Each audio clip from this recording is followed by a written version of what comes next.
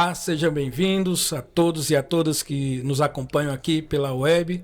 Esse é o Giro Podcast, uma parceria com a TV Web Carrapato, da comunidade Carrapato, aqui no Novo Lameiro, em Crato. Falando do Cariri para o mundo da web. Nós estamos aqui com a nossa convidada, a ex-secretária de Cultura do Ceará, Luísa Sela, e a atual pré-candidata a deputada federal. Seja bem-vinda.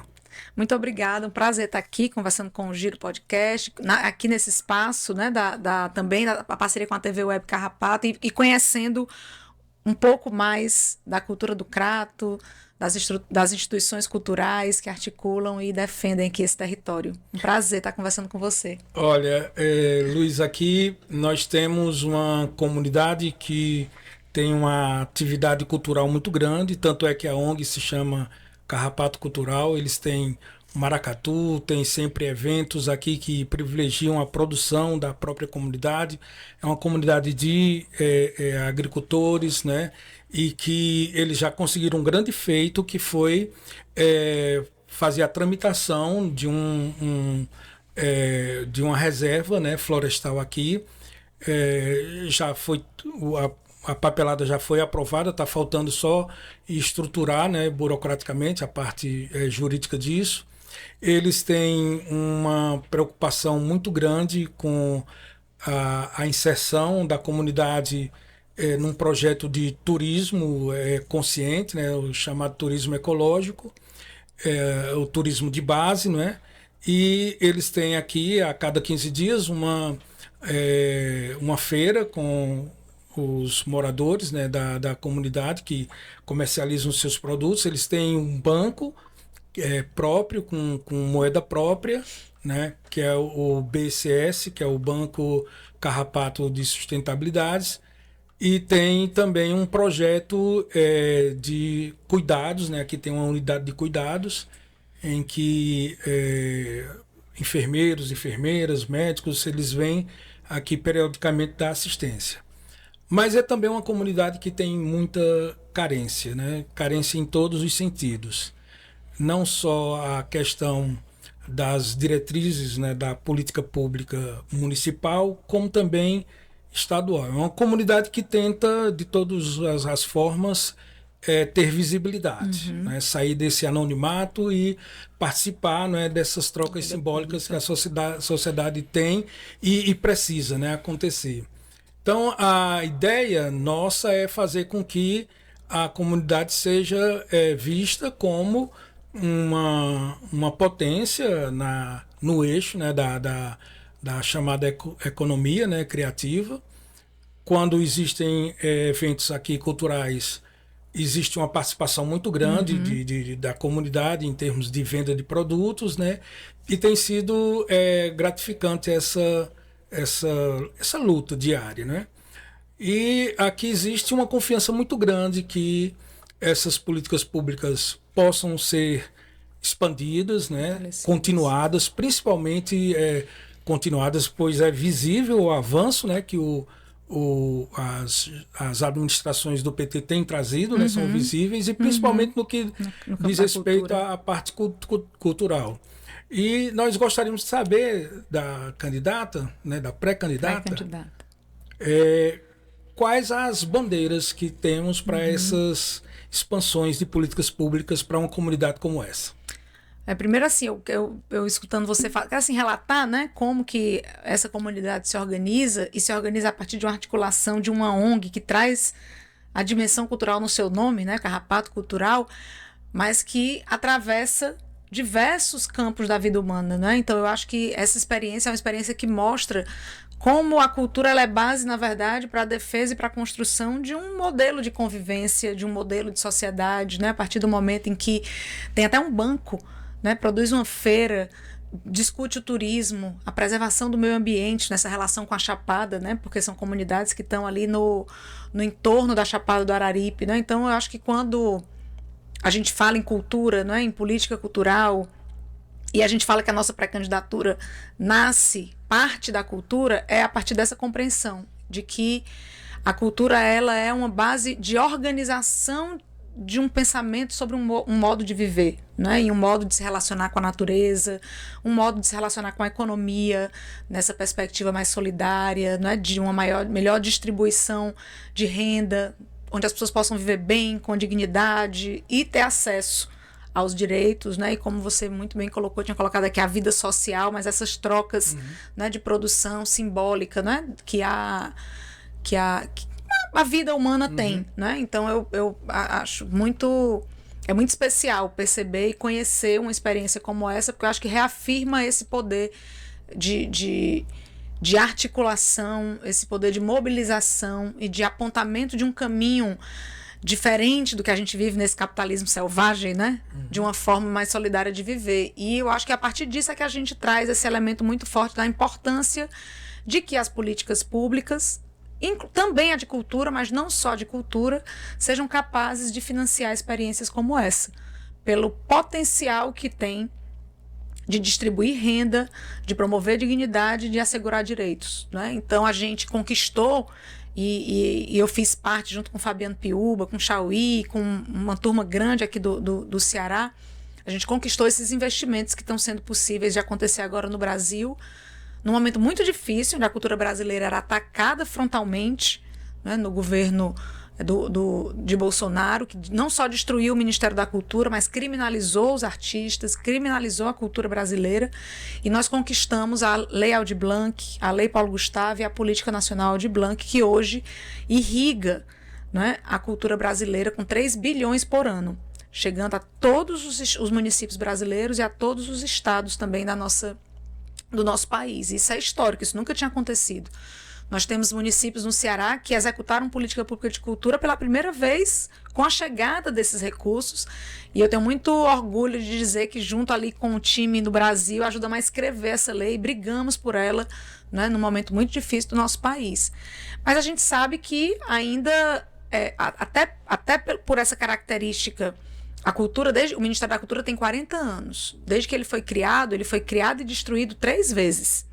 Né? Então isso, para solidificação das políticas, é muito ruim, porque você tem sempre que começar de novo, né, uma história em um campo que é amplo, que é diverso, que é complexo, porque você tem de instituições como aqui a Carrapato Cultural, a produtoras, a bandas, a editoras, a cultura popular. Então você tem um campo extremamente diverso que exige uma política também diversa para chegar em todas essas pessoas, né? Então a nossa defesa é de garantir e ampliar esses recursos, fazendo com que cada município receba dinheiro do governo federal, igual acontece na saúde, não é assim? Chega dinheiro do governo federal, do governo estadual e do governo municipal, que cada ente da federação tem uma responsabilidade de financiar para que você possa ter uma condição de atender a toda essa demanda. E hoje, você sabe, o Congresso Brasileiro é detentor também de um poder financeiro muito grande, né? Quase 50% da riqueza produzida pelo país hoje está na mão do Congresso, através das emendas parlamentares.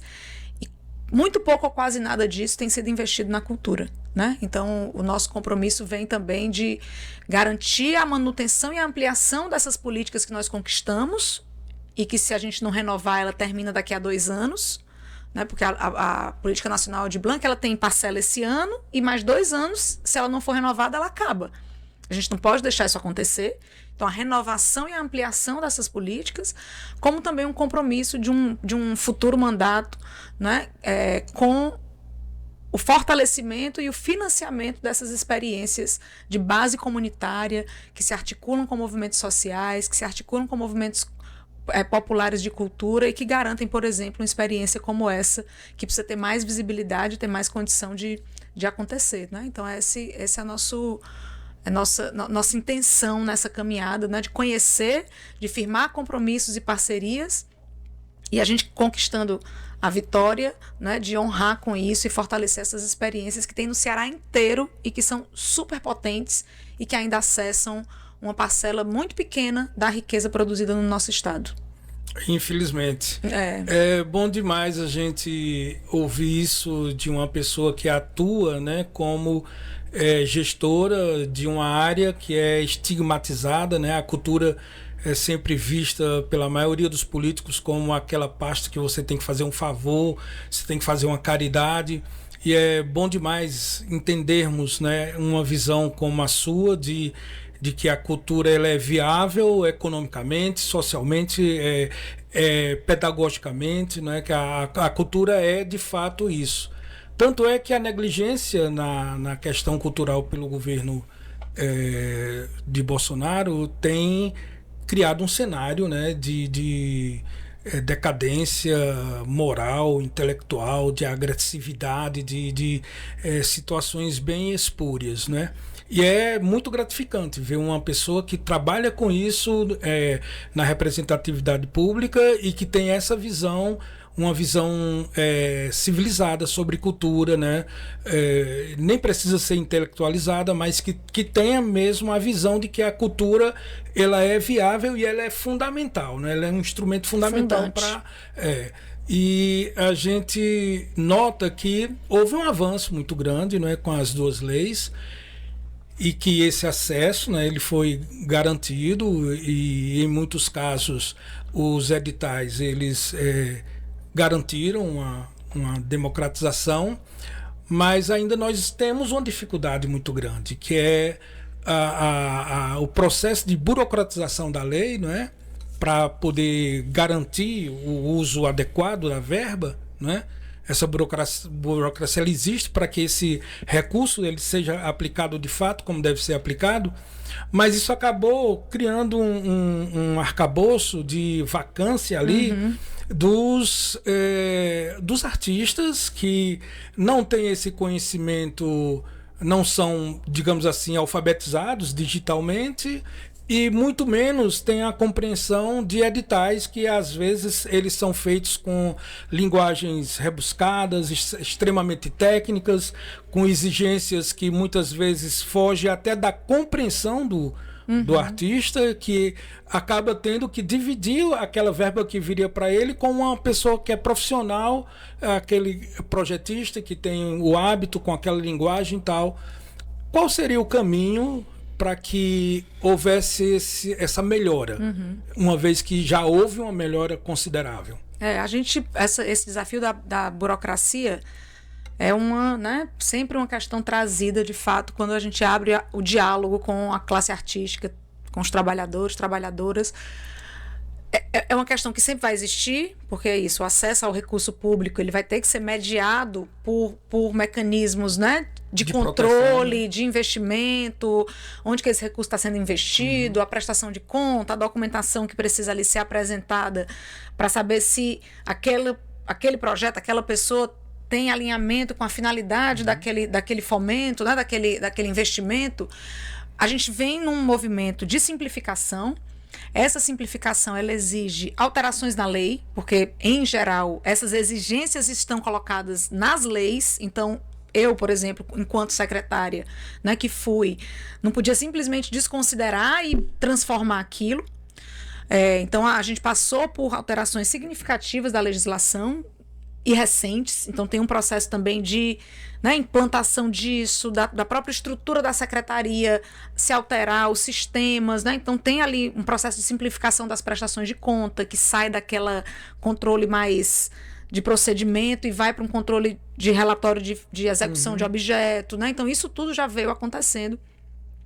As melhorias que precisam acontecer ainda no mapa cultural, que ainda é uma ferramenta que melhorou, mas que ela pode ajudar muito com atualizações de base tecnológica que simplificam esse contato.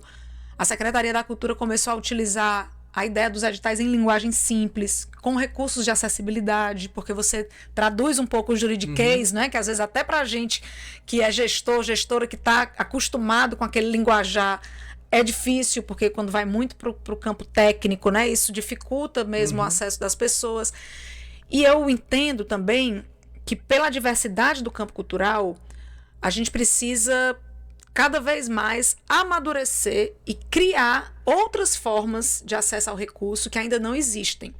Eu não posso tratar um mestre da cultura popular com com o mesmo modelo de financiamento que eu trato uma grande produtora audiovisual, por exemplo, ou uma grande produtora de teatro, ou né, uma grande instituição. Eu não posso fazer isso. Não tem condições. Né? Então, porque se a gente faz isso, a gente está criando um mecanismo de exclusão na partida. Então, eu acho que a gente tem um desafio que é de criar formas diferentes de acesso ao recurso para públicos diferentes do setor cultural. Né? E isso é desafiador, porque isso exige inovação, isso exige pensamento, reflexão, numa pressão que a gente tem o tempo inteiro para quem está na gestão de fazer logo, de executar logo. Logo quando eu cheguei na secretaria, eu dizia que a gente sempre repetia o que sempre foi feito e apagava incêndio, né? A gente não parava para olhar o que a gente estava fazendo e dizer, peraí, tá dando certo, não tá dando certo, o que é que a gente precisa... E às vezes pela própria pressão do campo também, né? A gente ia querer mudar o edital do Ceará das Artes, Ave Maria, não, porque isso aqui já foi conquistado, isso aqui... Não, a gente não tá querendo tirar direito, a gente quer aperfeiçoar, facilitar. Esses mecanismos, né? Então, o que é que eu acredito que é muito importante? Primeiro, a gente garantir a reeleição do presidente Lula para garantir a continuidade desse projeto, porque a gente precisa de um tempo para essas coisas irem se solidificando. A gente avançou muito do ponto de vista da estruturação do Sistema Nacional de Cultura. Existem experiências incríveis acontecendo e o Ceará, inclusive, tem sido uma referência do que tem feito aqui para o Brasil. O governador Eumano inaugurou também um repasse fundo a fundo para os municípios. Então, pela primeira vez na história, o Fundo Estadual de Cultura repassou recurso para os fundos municipais de cultura e a gente está tendo essa experiência, inclusive, de formar equipes, de formar times de gestores, de gestoras, de técnicos. Então, isso vai dando uma maturação para o setor que vai permitir que a gente desenvolva mecanismos que sejam mais acessíveis para cada público desse e a gente combine com o município. Você vai atender essas coisas e o Estado vai atender essas. Como acontece quando você vai para a saúde, unidade básica, todo mundo sabe que é responsabilidade do município. E hospital, todo mundo sabe que é responsabilidade do governo federal e a UPA do governo do estado. Você tem uma partilha de responsabilidades. Isso na cultura ainda não existe. Então isso fica tudo ainda muito confuso, né? E a gente avançou muito nisso. Nós temos algumas experiências muito legais em parceria com a Prefeitura de Fortaleza, quando eu estava como secretária, testando um pouco esses mecanismos. Tem a discussão, por exemplo, da renda mínima. Né? Então, você garantir ali que os trabalhadores e trabalhadoras da cultura tenham assegurados uma renda mínima. Porque um mestre da cultura popular, por exemplo, a sua existência, ele já está contribuindo com a nossa cultura. Ele tem o seu terreiro, ele tem o seu grupo de reisado, ele tem, né? E você tem artistas também que estão entre temporadas. Então, você precisa amadurecer, de fato, né, esse campo das políticas para que eles consigam dar conta dessa complexidade que é o setor dentro da sua diversidade. Porque senão a gente já parte de um especialmente sempre os mais vulneráveis, né? Porque os que têm mais estrutura conseguem se estruturar melhor para atender aquela exigência. E tem uma outra dimensão também que eu acho que é muito importante, que eu tenho dito muito, que é uma agenda prioritária para o próximo mandato do presidente Lula, com o Ministério da Cultura forte, como a gente sabe que ele é eleito, a gente vai ter, que é a discussão do campo do trabalho, do trabalhador e da trabalhadora. Né? O trabalhador e trabalhadora da cultura, ele ainda não tem garantias previdenciárias, né? Ele ainda não tem um sistema que regulamenta o seu trabalho. Ele não é visto como um trabalhador. Ele não é visto como um trabalhador. Então, o edital, que deveria ser um fomento a uma atividade, vira a sustentação dessa atividade. E pela sua característica, ele nunca vai dar conta disso. Né? Porque ele precisaria ter ali uma outra dinâmica, né, social e econômica que garantiria o funcionamento dessa cadeia, dessa grande cadeia social e econômica que é a cultura. Né? Então, eu acho que tem um campo também dos direitos trabalhistas e da regulamentação do trabalho em cultura. Um trabalhador da cultura envelhece, adoece, passa por uma situação de restrição que não pode trabalhar. Vive como? Acessa como? Porque aí ele é obrigado a ter um MEI. Se ele tem um MEI, ele não consegue ter seguro-desemprego. Ele não consegue acessar benefícios sociais. Mas ele tem um MEI, ele não é um empreendedor. Ele tem um MEI porque é a forma...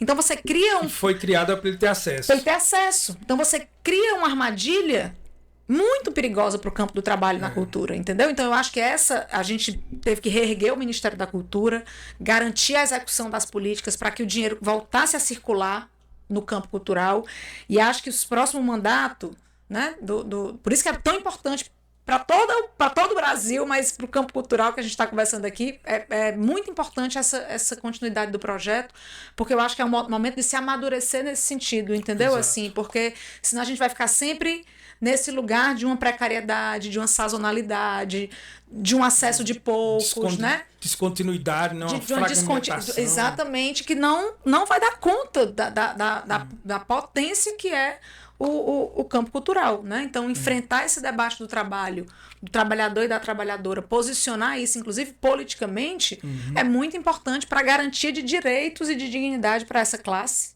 né? E a gente sabe que isso só vem com muita luta mesmo em governos comprometidos, precisa fazer a disputa, porque a gente está num governo de frente ampla, então o campo cultural tem que se manter organizado, ir para cima, como foi nos outros momentos, para garantir que a gente dê mais solidez, né? E a gente tenha mecanismos que deem conta dessa diversidade. O mestre da cultura popular, ao produtor, da arte contemporânea, aqueles que vão fazer circulação nacional e internacional, fomentando todo esse ecossistema que é riquíssimo, né? E que é o que pode garantir também nossa soberania. E tem um papel crucial, né, na economia.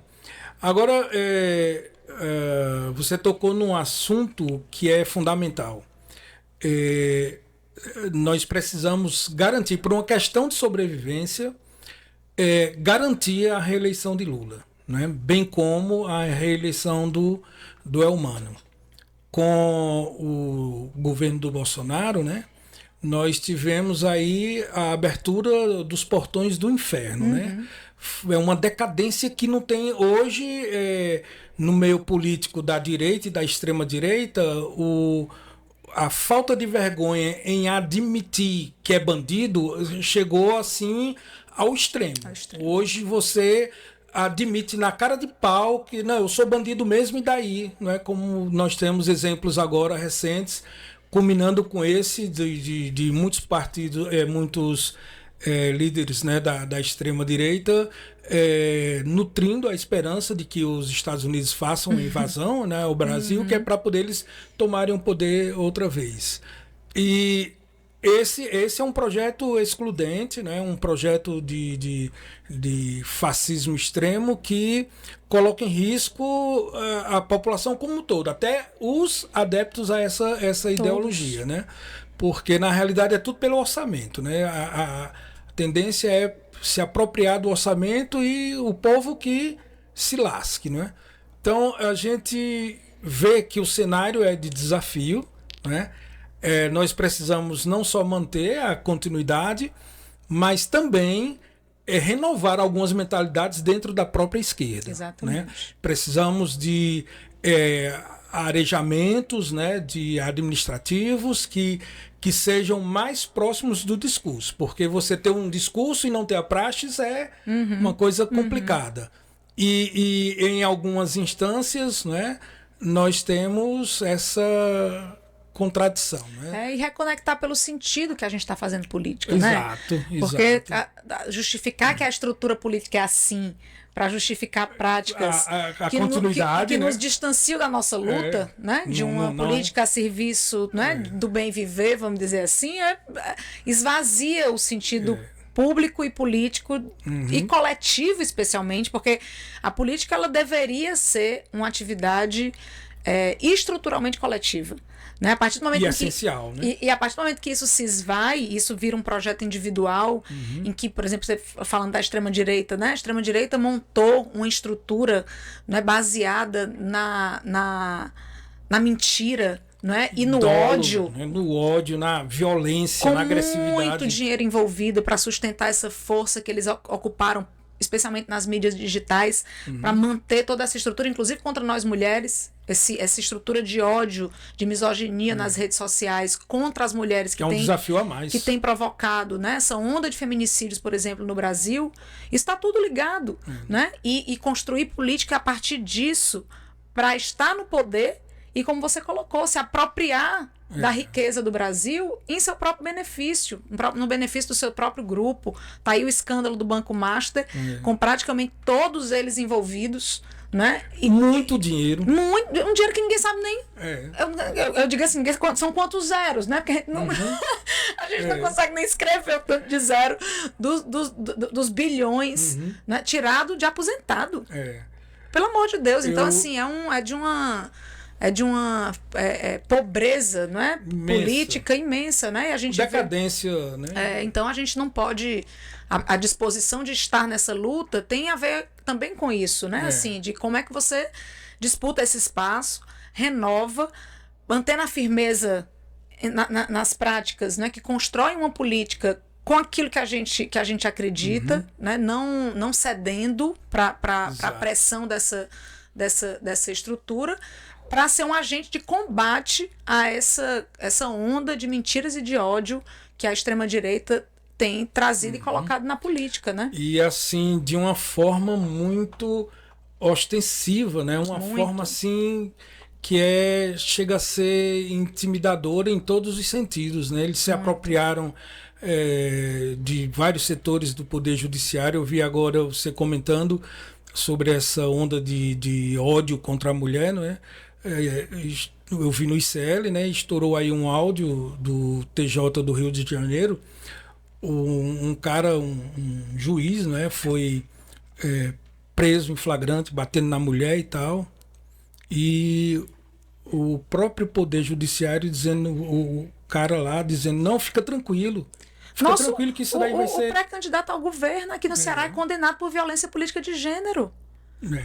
Não poderia ser candidato. A gente não pode normalizar. Não pode. Um deputado federal, o André Fernandes, cometendo um crime de transfobia contra uma deputada federal eleita, ridicularizando, e nada acontece. Não pode, porque se os nossos representantes, né, que estão lá para exatamente fazer a lei valer, infringem a lei em rede social. E ainda dão a garantia que ela será violada. Entendeu? Então fique tranquilo que então, você assim, como que uma pessoa condenada por violência política de gênero pode ser candidata? Não pode. Né? Como que um deputado federal eleito bota no seu perfil na rede social um ataque a uma outra deputada com termos chulos, sórdidos. É crime. Usar nome morto para uma pessoa trans é crime de transfobia. Ele tem que responder por isso.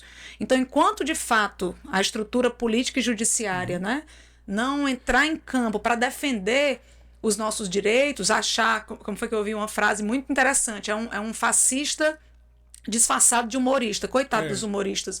Uma profissão tão digna, que nos traz tanta alegria, e que a extrema-direita tem se apropriado, né, para fazer piada cometendo crime. Né? Assim, para esconder um crime. Então é um absurdo e isso, assim, né? Eu acho a cara de pau maior. Eu tenho acompanhado as últimas declarações, né? Que ele foi condenado agora contra o ataque à Janaína. Isso. Né? E ele dizendo que não, o que precisa ser refletido é esse falso poder que a mulher tem. Cara, como é que pode? Né? O que merece reflexão é isso. A gente não pode mais viver de faz de conta. Que é e tá aí normalmente candidato e continua soltando mentiras, continua atacando todo mundo. O feminicídio, ele começa no discurso, né? Ele começa no ataque verbal, quando você autoriza a desrespeitar, a desvalorizar, a diminuir, a atacar uma mulher. E isso isso não sou eu que estou dizendo. Né? E isso vai numa crescente, e os pares vão se sentindo autorizados a achar que vão chegar ao extremo de tirar a vida de uma mulher pelo simples fato dela ser mulher. E aí, quando a gente tem uma Câmara Federal de 22 deputados e 2 mulheres, né? Também a gente precisa... Então, isso é uma das energias que me anima, né? Nessa pré-candidatura, de poder ampliar a representatividade das mulheres, né, com compromisso com os nossos direitos e com a defesa, né, daquilo, porque nós somos um alvo prioritário dessa máquina de ódio e de mentira montada pela extrema-direita. Né? Então, fazer essa caminhada, conversando com mulheres, reunindo mulheres e também convocando os homens para essa luta, né? Porque nós não queremos ser melhor do que nós queremos estar lado a lado, nós queremos estar construindo junto. A democracia só vai ser possível quando a gente tiver uma igualdade também de gênero, né? A gente quer só respeito, a possibilidade de ocupar os lugares sem ser... a gente já precisa trabalhar 2 vezes para provar a nossa capacidade e competência, né? Então, isso é uma das outras coisas que me anima muito, assim, né? Além de entender que a cultura tem que ter uma bancada na Câmara Federal, pela importância que o campo tem para o Brasil, e hoje nós temos poucos representantes, né? No Ceará temos assim alguns aliados, mas ainda você não tem ali uma presença, né? Então a gente tem conversado com algumas pessoas, existem algumas candidaturas no Brasil ligadas à cultura, com essa ideia da gente formar uma bancada da cultura na Câmara Federal e aumentar a presença das mulheres nesse lugar, né? Que ainda é muito masculino, ainda é muito misógino e reproduz dentro dessa estrutura a energia, né, que essa estrutura machista produz, né? Então, só com a nossa presença lá, em maior número, também, nós vamos conseguir ajudar a transformar isso, né? E tirar essa pecha de que o Congresso é inimigo do povo, que veio a partir do bolsonarismo, né? A situação do preconceito estrutural ele já estava presente antes de Bolsonaro, mas quando o Bolsonaro chegou, ele aditivou ao extremo, né? Ele trouxe a falta de vergonha. O que eu acho que é inadmissível que ainda existam pessoas que aderem a esse projeto de exclusão, né, militarizada, né, atrelada ao banditismo, né, é uma questão de inaceitabilidade mesmo. Como é que uma sociedade educada, civilizada, possa aceitar isso, né? Mas com o Bolsonaro, a mulher virou um alvo muito mais fácil, e se for inteligente, se for ativista, aí é que ela se torna inimiga mesmo e é o alvo a ser abatido, né? Como muitas já foram abatidas mesmo. Marielle, né? Um grande exemplo disso. Então é um desafio. A sua candidatura trabalha com o viés da cultura, trabalha com o viés da igualdade social e é mulher. Exatamente. Né? É um desafio. Mas é nesse lugar e é muito legal, tem sido muito legal percorrer o Ceará, conversar com as pessoas, porque também é um perfil de pré-candidatura que não tem tantas, né? É uma outra geração, mulher, que faz esse contraponto, né, de uma disputa à esquerda. A gente sabe que nosso governo, tanto no Estado como no Brasil, é um governo de frente ampla. Então, nós que compomos esse governo, que acreditamos no presidente Lula, no governador Eumano, como líderes comprometidos, né, com um projeto de Brasil e de Ceará, onde as pessoas vivam bem e tenham dignidade, né? Nós temos que fazer a disputa, inclusive, para ajudá-los a avançar à esquerda. E é nesse lugar que eu me coloco, né? A partir da minha trajetória, das pessoas que estão junto comigo nessa caminhada, né? Defendendo que a gente possa avançar em políticas que promovam realmente... A gente vê, né? O Ceará está crescendo, é o primeiro do Nordeste, Fortaleza é a maior capital, primeira economia, mas ainda muito concentrada, com muitas desigualdades sociais, de gênero, né? No estado todo, né? No estado inteiro. Então, como que a gente consegue pegar essa riqueza que está crescendo e que está sendo produzida, mas numa lógica de que as pessoas consigam acessar de uma forma mais igualitária, para reduzir. O grande desafio é esse, né? Reduzir... Teve agora uma notícia recentemente de que 35% das famílias, das pessoas no Ceará saíram da extrema pobreza. A renda, né, dos 10% mais pobres cresceu 40%. É sobre isso que a gente está falando. E para isso, isso só é possível com um Estado forte, com políticas públicas que promovam a equidade, porque essa lenda também do empreendedorismo, do falso empreendedorismo, né, de que você faz... Vai depender da sua vontade. Isso, para quem vem de um lugar de privilégio, é muito fácil, porque aí sim, depende da minha vontade. Mas querer colocar num pé de igualdade uma pessoa que vem de uma situação de maior vulnerabilidade com a que vem com uma situação de maior privilégio, essa que tem mais vulnerabilidade precisa de um Estado com políticas de redistribuição de renda, de educação. Tá aí a revolução que o Lula, primeiro presidente sem diploma, mas que fez através da educação. Né? Então, isso é muito... vivendo justamente num período em que é uma tendência mundial, né? Que é o império do currículo, né? Porque o currículo no papel ele é grandioso, pós-doutor não sei aonde, não sei o que e tal. Agora, e a sua prática? Exatamente. Qual é a sua prática, né? O que é que você faz, né? Só o que a gente vê é gente extremamente escolada, com pós-doutorado e com postura, né? Bem sórdida. Isso é o que mais acontece. Agora, o que é que nós temos para poder reeleger Elmano e Lula? Qual é a nossa missão mesmo? Porque não é só trazer consciência, não é só trazer renovação. É aprimorar esse projeto. Né? Nós já chegamos numa fase que reeleger não é mais a prioridade. Além de reeleger, nós temos que aprimorar o projeto. Exatamente. Né? Porque esse projeto está dando certo. O Lula pegou um país desmontado, né? e já alcançou índices, né, fantásticos. Mas nós precisamos renovar. Impressionante, né? A capacidade do Lula. Demais. É um fenômeno. Fenômeno. Lula é um verdadeiro fenômeno. Se todos que estivessem na condição de liderança dentro da esquerda, não é só do PT, dentro da esquerda, da concepção de esquerda, tivesse. Agora imagine o Lula com um Congresso melhor, né? Porque o Lula necessário demais renovar o Lula com o Congresso que tem, conseguiu avançar, né? Tá conseguindo aprovar o fim da escala 6x1, vamos ver aí no Senado. Conseguiu dar isenção de imposto de renda para pessoas que ganham até 5 mil e dar desconto para quem ganha até 7. Né? Manteve os programas sociais na luta ali para essa história do teto de gasto e nessa confusão. A própria política nacional... Que é um engodo, né? Essa conversa do teto de gasto é um engodo. Só com as coisas, né? A própria política nacional de Blanc, na votação do orçamento, tentaram reduzir de 3 bi para 600 milhões. E ele segurou, né, o investimento, garantiu a parcela integral num desafio hercúleo de um congresso dele de 513, ele tem 100, né? Agora, aí eu acho que para a gente aperfeiçoar o projeto, tem a ver também com isso, né? Como que a gente faz com que o Congresso Brasileiro, a Câmara Federal, o Senado e também aqui a Assembleia Legislativa tenham um perfil de pessoas comprometidas, né, com um projeto popular, de inclusão, de garantia de dignidade, para que as negociações não precisem nos fazer ceder tanto em temas que são importantes. Né? Então, acho que por isso a importância desse debate do Congresso. Né? Como é que a gente tem um Congresso mais aliado dessa luta?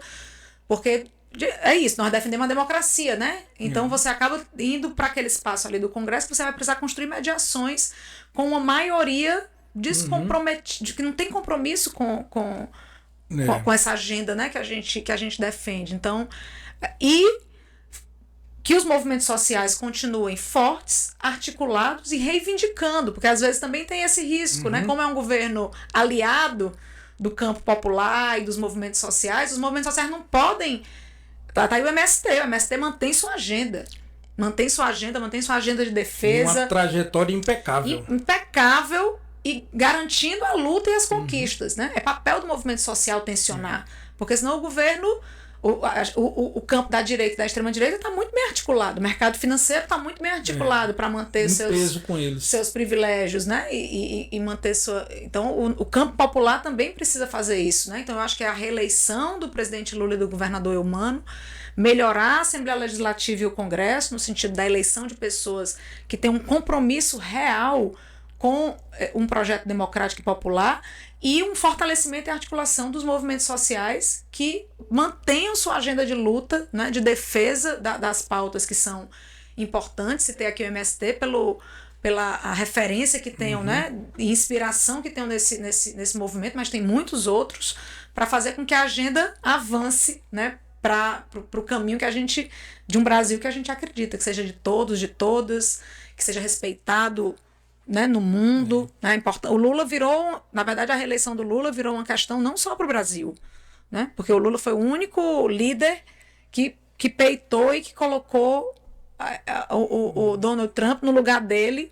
Então ele virou uma voz pela América Latina, pelo Sul Global, né, segurando ali essa onda, né, de violência do Império Norte-Americano, né, ali que o Trump significa tanto. Né, então eu acredito que essa é uma tarefa nossa, e os mandatos podem e devem ser ferramentas, instrumentos de apoio à articulação dessas lutas. Com certeza. Então, Lula se tornou uma esperança mundial. Né?